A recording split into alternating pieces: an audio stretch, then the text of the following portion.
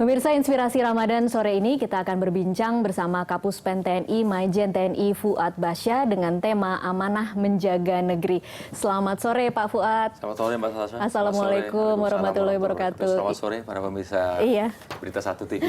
Pak Fuad, kita kalau bicara tentang bulan Ramadan, boleh tidak berbagi pengalaman selama bertugas di TNI yang kemudian berbarengan dengan menjalankan ibadah di bulan Ramadan? Ada pengalaman paling berkesan mungkin? Banyak sekali pengalaman tuh banyak sekali sebenarnya ya.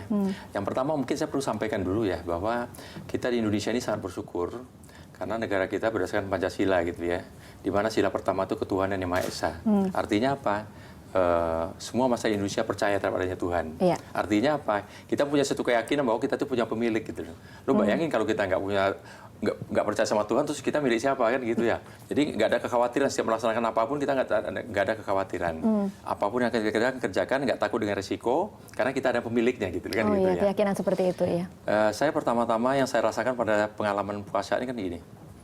Pertama saya dinas, saya 3 hari masuk satuan, baru lulus dari KBRI, 3 hari masuk satuan, langsung berangkat tim-tim.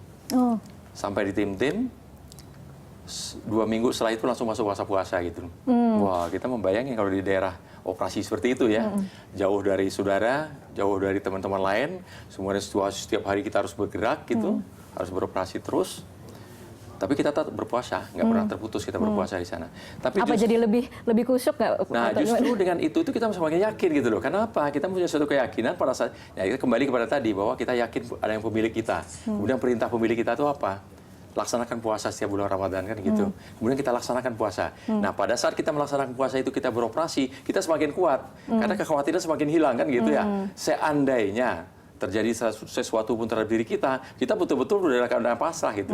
Kita udah betul-betul dekat dengan yang punya kan begitu. Iya, betul. Itu saya rasakan sekali dari puasa itu. Pada waktu itu ya, pertama kali selesai dari Akabri baru merasakan seperti itu. Dan yang jelas puasa ini kan untuk semakin meningkatkan disiplin ya. Kalau sehari-hari kita disiplin memang dengan tugas, termasuk ada yang mengawasi. Berpuasa kan tidak ada yang mengawasi kita. Hanya suatu keyakinan saja. Karena katanya agama itu adalah akal kan gitu ya. Tidak ada arti agama bagi yang tidak berakal kan begitu. Nah, karena akal kita mengatakan bahwa kita punya pemilik, perintah pemilik kita berpuasa, kita lakukan. Padahal kita mau buka pun orang nggak ada yang tahu. Iya, kita mau ngapain orang nggak tahu. Tapi kita punya suatu keyakinan bahwa ada pemilik, saya lihat waktu itu kan gitu ya. Pak Fuad, kita kan baru-baru ini mengalami kecelakaan, ada musibah Hercules, kemudian di situ ada banyak sekali putra TNI yang tewas. Nah, mungkin sepanjang perjalanan karir Pak Fuad, mungkin pernah juga merasakan kehilangan entah itu atasan, rekan, atau bawahan gitu.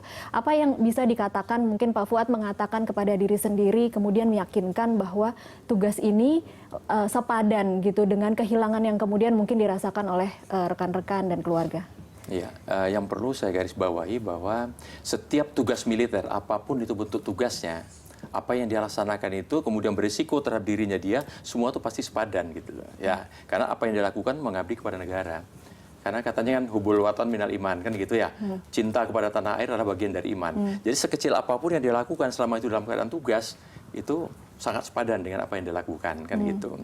Kemudian saya juga pernah ya waktu di Timor itu saya dikatakan saya gugur gitu, padahal saya tidak gugur gitu. Oh, Bapak pernah salah diduga sudah meninggal begitu? Ya, kok bisa meninggal seperti itu, Pak? Saya nggak tahu informasi seperti apa. Kemudian ada informasi saya itu gugur. Sudah sampai ke keluarga? Oh, sampai kemana-mana. Kakak saya itu sampai teriak-teriak datang ke komandan saya di sini. Karena saya baru 3 hari langsung masuk, langsung berangkat, dikirain pimpinan padahal memang harus begitu kan gitu ya. Jadi itu baru dikabarkan gugur saja, orang-orang sudah merasa bagaimana sedihnya gitu ya.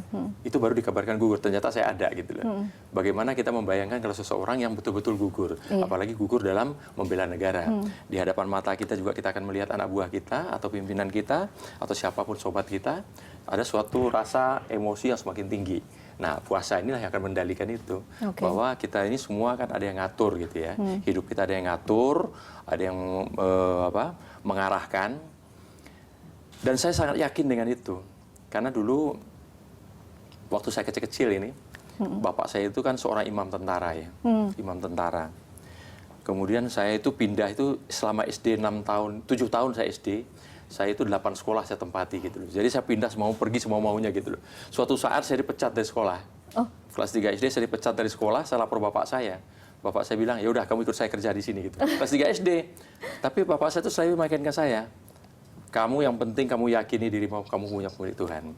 Dan masa depanmu sudah dijamin oleh Tuhan gitu. Kan gitu. Tinggal keyakinan kamu akan itu gitu. Oke, baik. Ditahan dulu Pak, nanti kita masih akan bincang-bincang mengenai pengalaman selama menjabat, selama kemudian berkarir di militer. Tapi pemirsa tetaplah bersama kami, usai jeda kami akan kembali.